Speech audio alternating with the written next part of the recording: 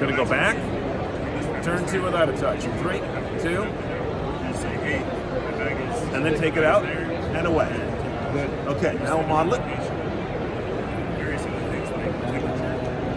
Background okay? Yes. Okay, here we go. Side. Here's where the audio comes in.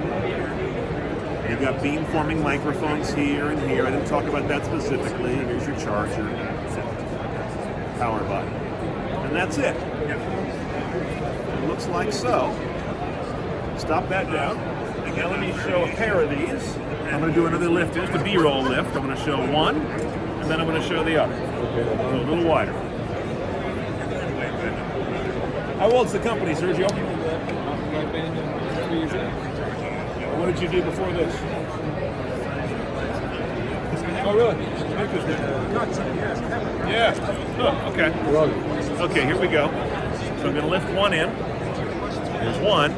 But then you almost always use 2. And they're sold as a pair because you want at least one other person in the party for most uses. Here we go. Lift into 1. They're sold in a pair because you normally have at least one other person for the modes that I described in my stand-up. I'll also give you a little handouts. Now, let's take a look at the app. Sergio, if you can walk us through the